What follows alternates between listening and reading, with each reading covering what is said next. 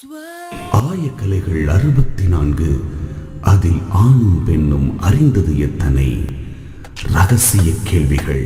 உலகெங்கிலும் உள்ள வசந்த் தொலைக்காட்சி நேயர்களுக்கு வணக்கம். இது உங்கள் ரகசிய கேள்விகள். நம்ம இப்போ எப்போது ஒரு பேஷண்ட் டாக்டரை போய் பார்க்கலாம், குழந்தை இல்லை அப்படின்னும் போது எப்போ பார்க்கலாம் அப்படின்னா, ஒரு பெண் 30 வயதிற்கு மேலே இருந்தால் அல்லது ஒரு திருமணமாகி ஒரு வருடத்திற்கு மேலே ஆகியிருந்தால் அவங்க டாக்டர் பார்க்கணும். ஒரு பெண் 30 வயதிற்கு மேலே ஆகியிருந்தால் அல்லது 35 வயது, சில இடங்களில் 35 வயதுன்னு வச்சுருக்காங்க, அந்த வயதை தாண்டி இருந்தால் அவங்க 6 மாதத்திலேயே மருத்துவரை பார்க்கலாம் குழந்தையின்மைக்காக அப்படின்றதான். சரி, இப்போது பெண்களுக்கு என்னென்ன செக் பண்ணுறாங்க? பொதுவாக தீட்டு இர்ரெகுலராக வருதா, அதே மாதிரி பெல்விக் பெயின், எண்டோமெட்ரியோசிஸ், இந்த மாதிரி பிரச்சனைகள்.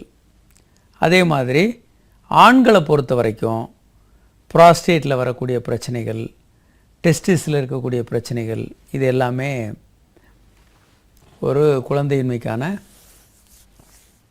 காரணங்களாக இருக்குது. இப்போ ஆண்களை எடுத்துக்கிட்டோன்னா, விந்தணுக்கள் டெஸ்ட்டுகள்லேயே 40-45% ப்ராப்ளம் தெரிஞ்சிடும். ஒரு தம்பதிகள் எடுத்துக்கிட்டால் விந்த அணுக்கள் டெஸ்ட் எடுத்தாலே 40-50% பிரச்சனை தெரிஞ்சிடும்.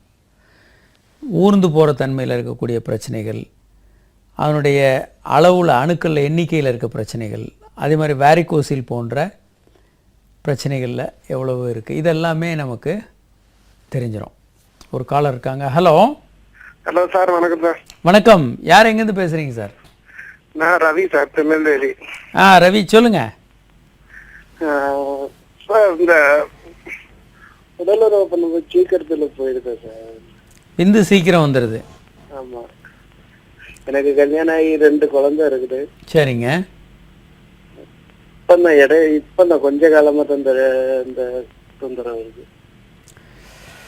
நீங்கள் இப்போ என்ன பண்ணலாம் அப்படின்னா, ஒன்று கெகல்ஸ் எக்ஸசைஸ்ன்னு சொல்லி ஆசன வாய் சுற்றி இருக்கக்கூடிய அந்த சதைகளை சுருக்கி விரித்து அதை கொஞ்சம் வலுப்படுத்தலாம். அப்புறம் செக்ஸில் ஈடுபடும் போது ஆழமாக மூச்சை இழுத்து நிறுத்தி மறுபடியும் விடலாம். இந்த மாதிரி நீங்கள் பண்ணிக்கிட்டே இருந்தீங்கன்னா உங்களுக்கு சீக்கிரம் விந்து வெளியாகிறது குறையும்.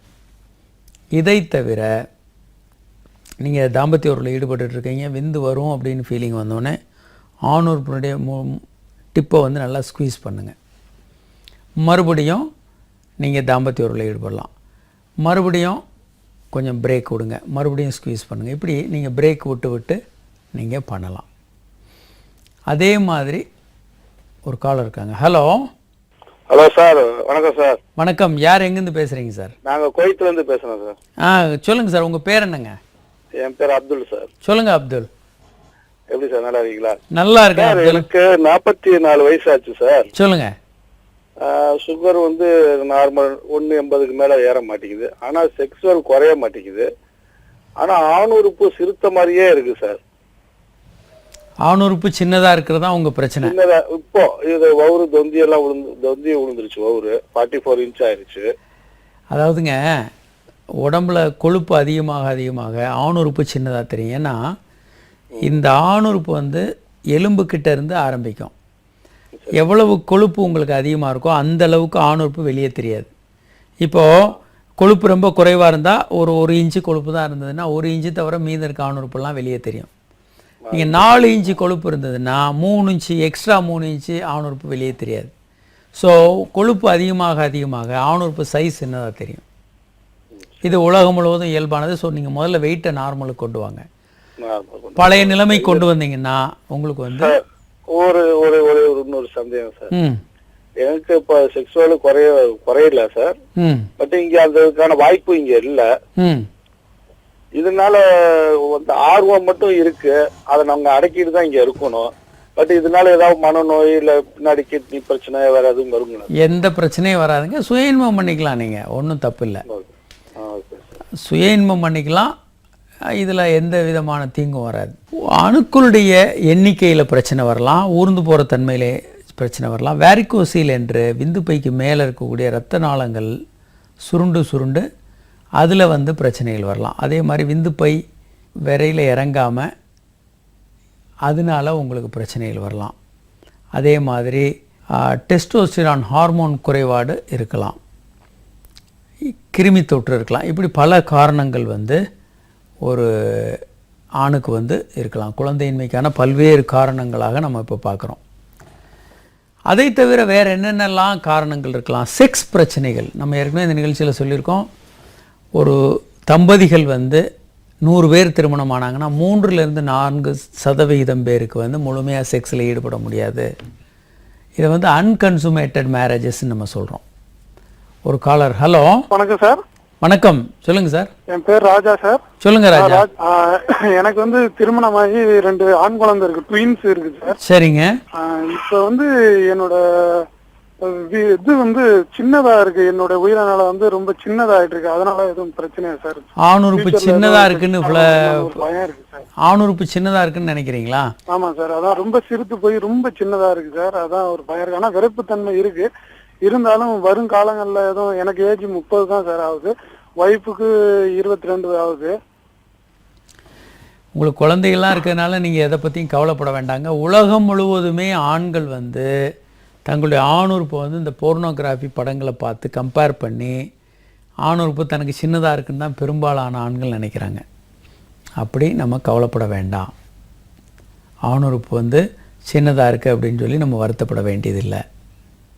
ஒரு காலர் இருக்காங்க. ஹலோ சார், என் பேர் மணி சார், திருச்சியிலேருந்து பேசுகிறேன் சார். சொல்லுங்கள் சார். சார், எனக்கு கல்யாணம் ஆகி 15 வருஷம் ஆகுது சார். சரிங்க. நான் வந்து மேலே படுத்துட்டு ஃபிக்ஸ் பண்ணுறப்ப விந்து சீக்கிரம் வந்துடுது. ம். ஆனால் மனைவி என் மேலே படுத்துட்டு பண்ணுறப்ப விந்து வர்றதில்லை. நம்ம அதான் சொல்லிகிட்டு இருக்கோம் பல நேரம், இதை பண்ணுங்க எளிய ஊற்றி ஆனால் நீண்ட நேரம் செக்ஸ் பண்ண முடியும்னு பல முறை திரும்ப திரும்ப சொல்லிகிட்டு இருக்கோம். சொல்லுங்கள் சார். அதான் சார், அது என்ன காரணம்னு கேட்டோம். இது இயல்பானதுங்க, இது அப்படி தான் இருக்கும். அதாவது நீங்கள் மேலேருந்து செக்ஸ் பண்ணும்போது நீங்கள் ரொம்ப ஆக்டிவாக இருப்பீங்க, உங்களுக்கு உணர்ச்சிகள் அதிகமாக வரும், சீக்கிரம் விந்து வந்துடும். நீங்கள் கீழே படுத்த உடனே நீங்கள் பேசிவ் பார்ட்னர் ஆயிடுவீங்க, உங்கள் ஆணுறுப்புக்கு சென்சேஷன் கம்மியாயிடும், உங்கள் மனைவி உச்சக்கட்ட அடைகிறது ஈஸியாக இருக்கும். நாம் இந்த நிகழ்ச்சியில் பல முறை அதான் சொல்கிறோம், விந்து முந்திரவங்கெல்லாம் இப்படி பண்ணுங்கள், நீண்ட நேரம் நீங்கள் உறவு கொள்ள முடியும்னு சொல்லிக்கிட்டே இருக்கோம். அதனால் நீங்கள் இதை பற்றி கவலைப்பட வேண்டாம்.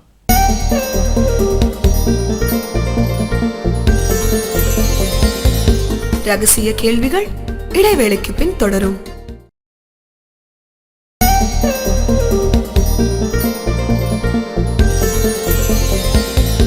ரகசிய கேள்விகள் தொடர்கிறது. ஒரு காலர் இருக்காங்க. Hello sir, good evening sir. Good evening, சொல்லுங்கள் சார். சார், சேலத்துலேருந்து பேசுகிறேங்க. வணக்கம், சொல்லுங்கள் சார். வணக்கம் சார், உங்கள் நிகழ்ச்சி ரெகுலராக பார்த்துட்டு இருக்கீங்க. சொல்லுங்கள் சார். சார், இந்த இது கைப்பழக்கம் இதுங்க சார், அதனால் ஏதாவது தொந்தரவு வருமானு பயப்படுறீங்களா? ஆமாம் சார். சுய இன்பத்தினால எந்த விதமான தொந்தரவுகளும் வராதுங்க, ஒன்றும் கவலைப்படாதீங்க, அது இயல்பானது. அதனால் இது வரைக்கும் உலகத்தில் எந்த பிரச்சனைகளும் வந்ததாக கண்டறியப்படலை. அதனால் நீங்கள் இதை பற்றி கவலையே பட வேண்டாம். இப்போது சுய பிரச்சனைகள் பற்றி நம்ம பார்த்துட்ருக்கோம். ஆண்களுக்கான பிரச்சனை ஒன்று வந்து செக்ஸ் பண்ண முடியாமல் இருக்கிறது, இன்னொன்று விந்து செக்ஸ் பண்ணும்போது விந்து வந்து சிறுநீர் பையில் போய் விழுந்துடும், அதை ரீட்ரோகிரேட் எஜாக்குலேஷன் அப்படின்னு சொல்கிறோம். மூணாவது வந்து விந்து வரக்கூடிய குழாய்கள் அடைப்பு ஏற்படலாம். ஒரு காலர் இருக்காங்க. ஹலோ சார், வணக்கம் சார். வணக்கம், யார் எங்கேருந்து பேசுகிறீங்க சார்? சார், என் பேர் குமரவேல், கோயம்புத்தூர்லேருந்து பேசுகிறேங்க சார். சொல்லுங்கள் குமரவேல். சார், எனக்கு வயசு 48 முடிஞ்சுதுங்க சார். சரிங்க. எனக்கு அந்த ஆக்சுவலாக வந்து அந்த இந்த பால் இருக்குல்ல இல்லைங்களா? ஆமாங்க சார். அது வந்து ஒரு ஒரு இதில் ஒரு அக்கேஷனில் வந்து அதை ரிமூவ் பண்ணிட்டேன். சரிங்க சார். அதுக்கு பின்னாடி செக்ஷுவலாக ஒன்றும் பிரச்சனை இல்லைங்க. பட் அந்த இந்த மூடு வந்து ஏதாவது குறையுமா இல்லை இது இப்படியே மெயின்டைன் ஆகுமா அப்படிங்கிறது சார். இது வரைக்கும் ஒன்றும் குறை இல்லைங்க. விந்து பை கீழே இறங்கின மாதிரி ஃபீல் பண்ணுறீங்க?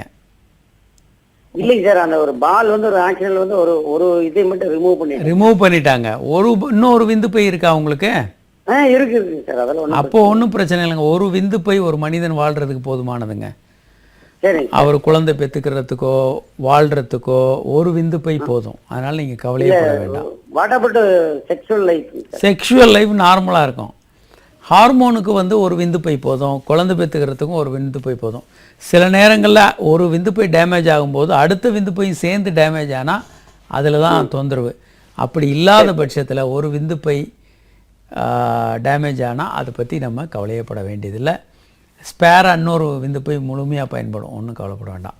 ஒரு ஹலோ சார் வணக்கம் சார். வணக்கம், யார் எங்கேருந்து பேசுகிறீங்க சார்?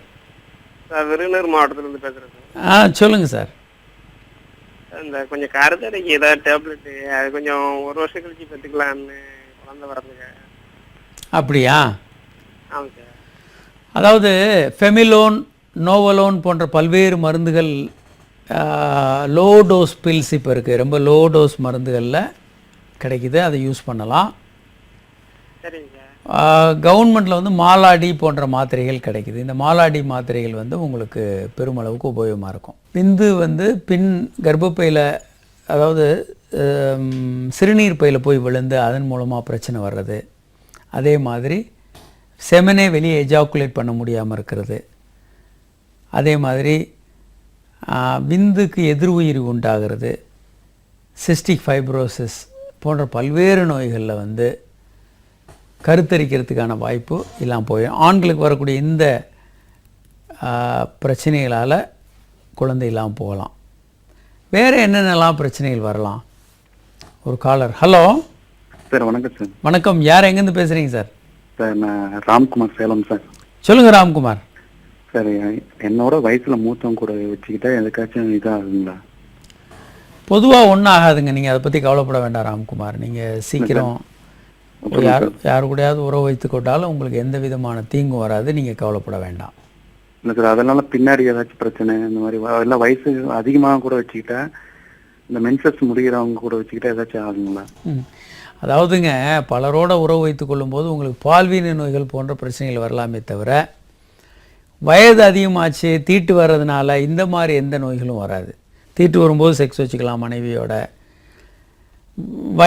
வயதான மனைவியே திருமணம் பண்ணிக்கிட்டிங்கன்னா நீங்கள் செக்ஸ் பண்ணலாம், எந்த பிரச்சனையும் வராது. வயதுக்கும் செக்ஸுக்கும் சம்மந்தம் இல்லை, தீட்டு வர்றதுக்கும் செக்ஸுக்கும் சம்மந்தம் இல்லை. பல பெண்களோட உறவு வைத்து கொள்ளும்போது அல்லது நோய் தொற்று உள்ள பெண்களோட நீங்கள் உறவு வச்சுக்கிட்டிங்கன்னா உங்களுக்கு நோய் வருவதற்கான வாய்ப்புகள் ரொம்ப அதிகம். அப்படி இல்லாத பட்சத்தில் உங்களுக்கு எந்த பிரச்சனையும் வராது, கவலையே படாதீங்க. ஸோ இப்போ வந்து ஆண்களுக்கு என்னென்ன காரணத்தினால குழந்தை இல்லாமல் போகும்? ஒன்று வந்து அவர்களுடைய வாழ்க்கை முறையினால் என்னென்ன பிரச்சனை. ஒன்று வந்து மன அழுத்தம் இருந்துக்கிட்டே இருந்ததுன்னா அவங்களுக்கு வந்து பிரச்சனைகள் வரும். இரண்டாவதாக அவங்களுக்கு போதுமான அளவு உணவு இல்லாமல், உணவு பற்றாக்குறை, சத்து பற்றாக்குறையினால் இருக்கிறது. அதே மாதிரி இன்னொரு பக்கம் வந்து ரொம்ப குண்டாக இருக்கிறாங்க அப்படின்னா அதனால் பிரச்சனை வரலாம். கேன்சருக்கான ட்ரீட்மெண்ட் எடுக்கிறவங்க, அதே மாதிரி ஆல்கஹால் போதை மருந்து சாப்பிட்றவங்க, வயது அதிகமாக இருக்கிறவங்க, வேறு medical condition, heart problem, kidney problem எல்லாம் இருக்கிறவங்களுக்கு குழந்தையின்மை வரலாம். ஒரு காலர் இருக்காங்க. Hello sir. எனக்கு நைட்டில் வந்து வெளியாகுது சார். சரி, அது என்ன ட்ரீட்மெண்ட் இருக்குமா? நைட்டில் விந்து வெளியாகிறது தான் ஒரு ஆண்மைக்கு அழகுங்க. ஒரு ஆணுக்கு நைட்டில் தூக்கத்தில் விந்தே வந்ததில்லை அப்படின்னா அவர் ஆண்மகனே இல்லைன்னு நீங்கள் எடுத்துக்கலாம். தூக்கத்தில் ரெகுலராக விந்து வர்றது, ஒரு நாளைக்கு 2-3 முறை விரைப்புத்தன்மை வர்றது, செக்ஸில் ஒரு ஆர்வம் ஏற்படுறது, ஒரு பெண்ணுக்கு நோக்கி விருப்பம் வர்றது, இது எல்லாமே இயல்பானது. நாம் பிறக்கும்போதே ஆண்களாகவோ அல்ல பெண்களாகவோ தான் பிறக்கிறோம். பெண்கள்னால் ஆண்கள் மேலே கொஞ்சம் ஈர்ப்பு வர்றது, தீட்டு ரெகுலராக வர்றது, இந்த மாதிரி பல்வேறு விஷயங்கள் எப்படி இயல்போ அதே மாதிரி தான் ஆண்களுக்கும் அப்பப்போ விரைப்புத்தன்மை வர்றது, செக்ஸில் விருப்பம் வர்றது, தூக்கத்தில் விந்து வர்றது, சுயன்பம் வர்றது, இது எல்லாமே இயல்பானது. அதனால் இது ஏதோ ஒரு நோயின்னு நினச்சி நீங்கள் பயப்பட வேண்டாம். ஒரு காலர் இருக்காங்க. Hello hello doctor. வணக்கம், யார் எங்கேருந்து பேசுகிறீங்க சார்? சார் நான் வந்து கன்னியாகுமரி மாவட்டத்தில் பேசுகிறேன் சார். சொல்லுங்கள் சார். சொல்லுங்கள் சார். சார் ஏன்னா வந்து எழுச்சி கொஞ்சம் கம்மியாக இருக்குது. சரிங்க. கொலஸ்ட்ரால் இருக்குன்னு சொல்கிறாங்க, அதனால ஏதாவது பாதிப்பு இருக்கும் சார்? எந்த பாதிப்பும் வராதுங்க, ஒன்றும் கவலைப்படாதீங்க. கொலஸ்ட்ரால் நார்மல் ஆக்குங்க ஒன்று. இரண்டாவது, விரைப்புத்தன்மையை நீங்கள் சரி செய்து கொள்ளுங்கள். என்னென்னா என்ன காரணம்னு டாக்டரில் பாருங்கள். ஒன்று ஹார்மோன் பிரச்சனை, மன ரீதியான பிரச்சனை, உடல் ரீதியான பிரச்சனை, இரத்த குழாய்களில் ஏதாவது அடைப்பு, இந்த மாதிரி ஏதாவது காரணம் இருக்கான்னு பாருங்கள். ஏதாவது காரணம் இருந்தால் அதை முற்றிலுமாக சரி செய்து கொள்ளலாம். சரியா? இன்னைக்கு நிறைய டெஸ்ட்டுகள் இருக்குது. மருத்துவர்களை செக் பண்ணாங்கன்னா துல்லியமாக எல்லாத்தையும் சரி பண்ணி கொடுத்துருவாங்க. ஸோ இன்னும் வேறு என்னென்ன காரணங்கள் இருக்குது ஒரு ஆண் குழந்தையின்மைக்கான காரணங்கள் அப்படின்னு பார்த்தோன்னா, கெமிக்கல்ஸ். ஆண்கள் வந்து கெமிக்கல்ஸில் வேலை செய்கிறவங்க, இல்லை பூச்சிக்கொல்லியில் வேலை அடிக்கிறவங்க, பூச்சிக்கொல்லியை கையாளுறவங்க, பூச்சிக்கொல்லியில் வேலை செய்கிறவங்க, ரொம்ப ஹீட்டில் வேலை செய்கிற ஆண்கள், பெரிய பெரிய பாய்லர்ஸு, பெரிய பெரிய ஹெவி என்ஜினில் ஒர்க் பண்ணுறவங்க, ட்ரக் டிரைவர்ஸு, சூடான இடங்களில் வேலை செய்கிறவங்களுக்கு அந்த விந்து பையனுடைய சூடு அதிகமாச்சுன்னா அதனால் விந்தணுக்களுடைய எண்ணிக்கை குறையலாம். அதே மாதிரி போதை மருந்து யூஸ் பண்ணுறவங்க, ஆல்கஹால், ஸ்மோக்கிங் சாப்பிட்றவங்களுக்கு விந்தணுக்கள் குறையலாம்.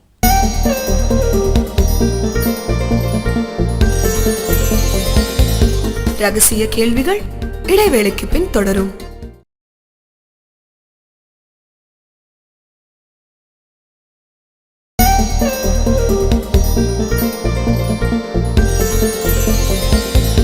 ரகசிய கேள்விகள் தொடர்கிறது.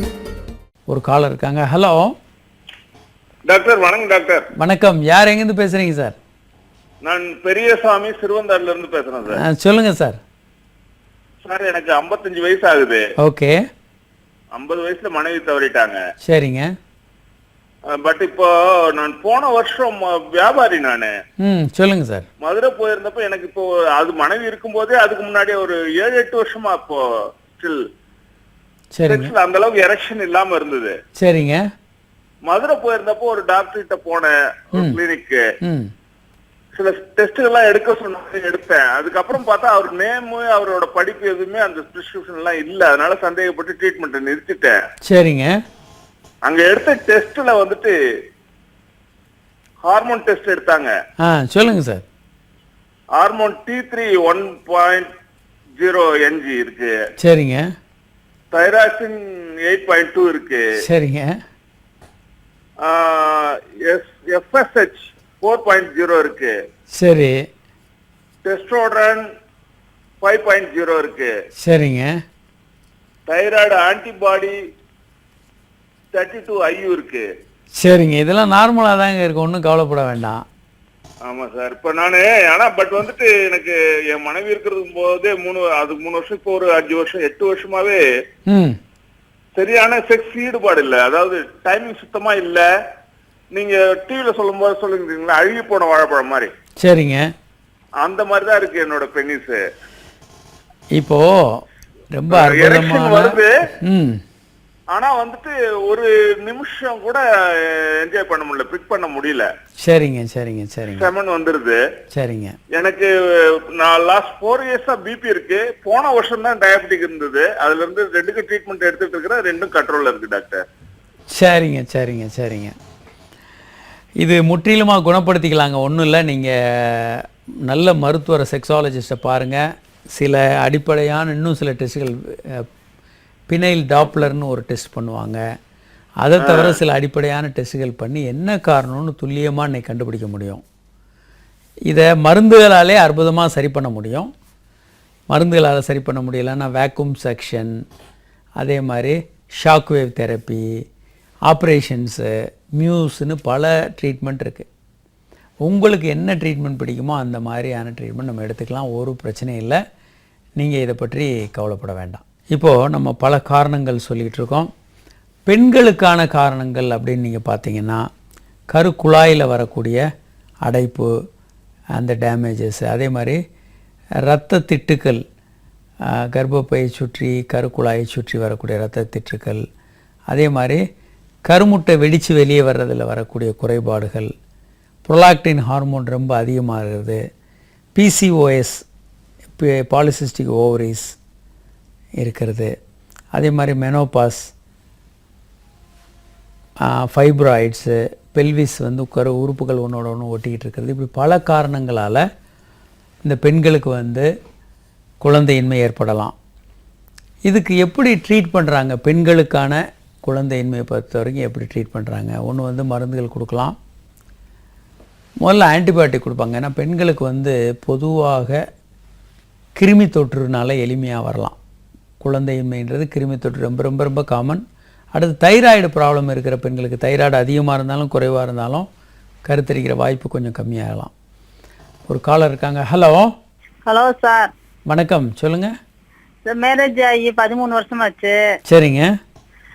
ஒரு தடவை நின்று அபாசன் ஆயிடுச்சு 5 மாசத்துல. சரிங்க. அப்புறம் ஐவிஎஃப் மூலமாக ட்ரீட்மெண்ட் போனோம். சரிங்க. அது 2 குழந்தை நின்று அது 5 மாசம் அபாசன் ஆயிடுச்சு. சரிங்க. இப்போ அதுக்கு முன்னாடி 3 மாசம் ஆச்சு. நீ அந்த ட்ரீட்மெண்ட் போலாமா, நேச்சுரா நின்றுமா?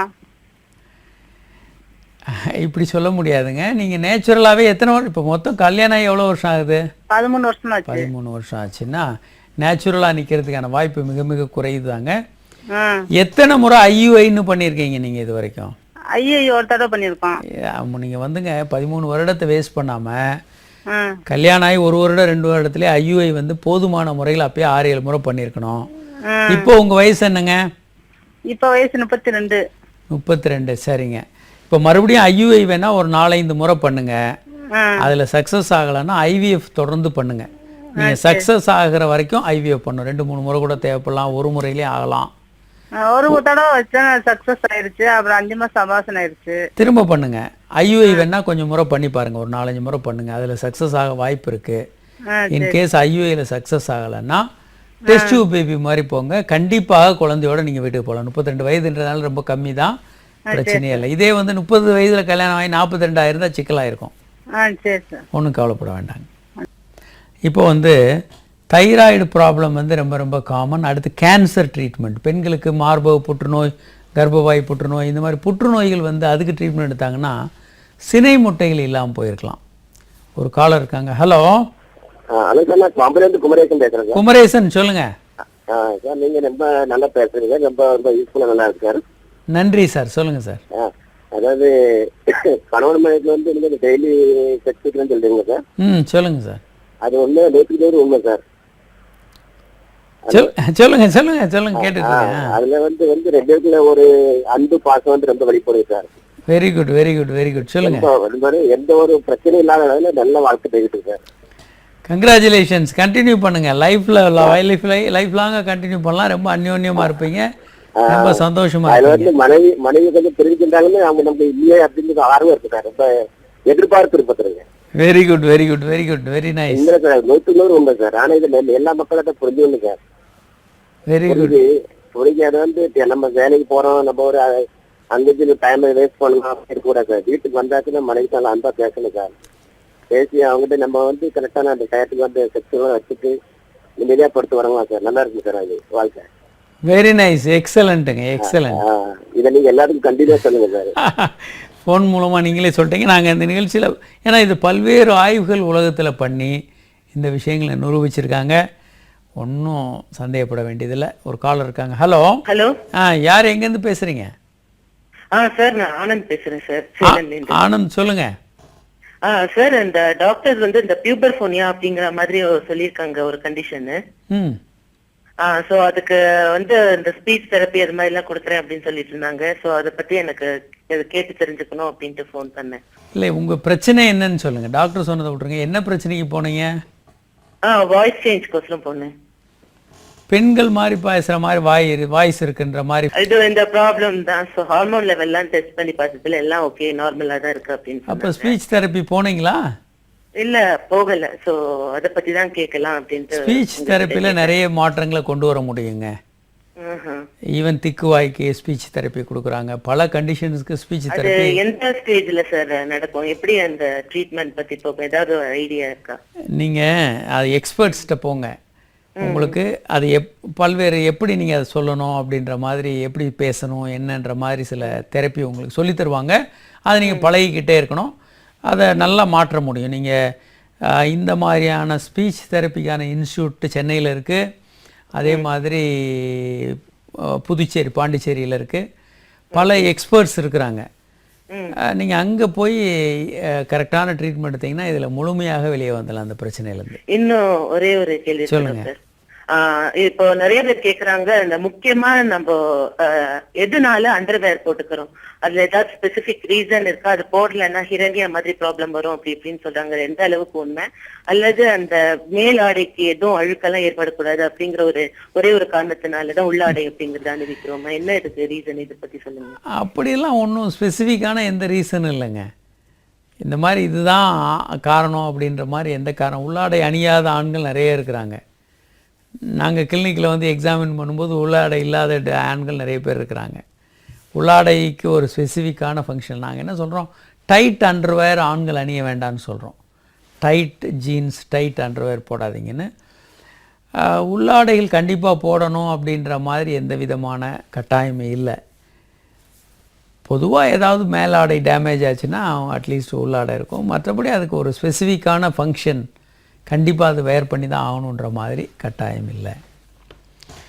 ஒரு பல்வேறு விஷயங்கள் நம்ம பேசிகிட்டு இருக்கோம். அதே மாதிரி பல்வேறு மருந்துகளும் கூட பெண்களுக்கு குழந்தையின்மை உண்டாக்க முடியும் அப்படின்றத இந்த படத்தில் பார்க்குறீங்க. இன்னும் தொடர்ந்து பல்வேறு விஷயங்கள் நம்ம இந்த நிகழ்ச்சியில் பேச போகிறோம். இன்று இந்த நிகழ்ச்சியில் எங்களோட பங்குக்கல்ல இயலாத வாசகர்கள் உங்கள் கேள்வியில் எங்களுக்கு SMS மூலமாக அனுப்பலாம். 9841266666 என்ற எண்ணுக்கோ 94494444 என்ற எண்ணுக்கோ உங்கள் கேள்வியில் எங்களுக்கு SMS மூலமாக அனுப்பலாம். அல்லது hi@drkamaraj.net என்ற மின்னஞ்சல் முகவரிக்கு உங்கள் கேள்வியில் எங்களுக்கு மின்னஞ்சலாம் அனுப்பலாம். மீண்டும் நாளை சந்திப்போம். வணக்கம்.